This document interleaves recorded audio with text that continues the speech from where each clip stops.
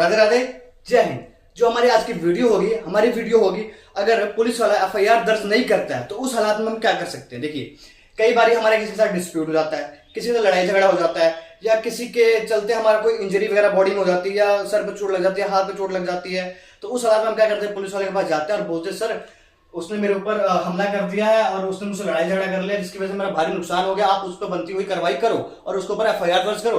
Police वाले क्या बोलते हैं कि आप सिविल हॉस्पिटल जाओ और मेडिकल करा के हमें दो, उस बिहाफ पे हम क्या करेंगे, उसके ऊपर एफआईआर दर्ज करेंगे। हम सिविल हॉस्पिटल भी जाते हैं, मेडिकल भी करवाते हैं और क्या करते हैं, पुलिस वाले के पास जाके मेडिकल रिपोर्ट देते हैं कि सर ये हमारा जो एमएलआर रिपोर्ट है वो आप लो सर, और क्या करो जो बंदी करवाई है दूसरी पार्टी के ऊपर करो।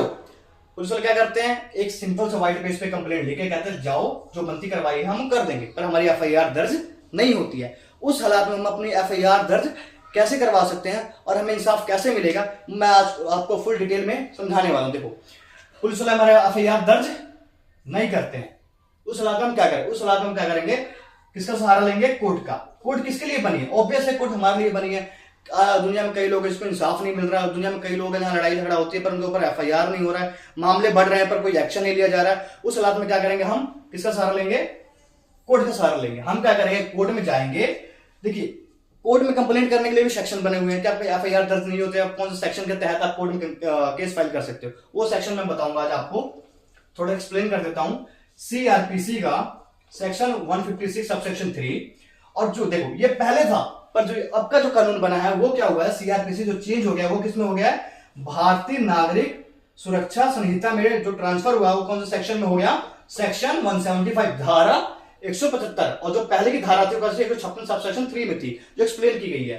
क्योंकि अगर कोई पुलिस वाला हमारी कंप्लेंट दर्ज नहीं करता तो उस हालत में हम कौन से सेक्शन के अंदर कोर्ट में केस फाइल कर सकते हैं, ये आपको पता होना चाहिए। क्योंकि हम एडवोकेट के पास जाते हैं या लॉयर के पास जाते हैं तो हमें कुछ चीजें ऐसी पता होना चाहिए जिससे हम अपने एडवोकेट या लॉयर के साथ डिस्कस कर सकते हैं। ठीक है, इसके तहत क्या कर सकते हैं, हम कोर्ट में एक कंप्लेंट केस फाइल कर सकते हैं।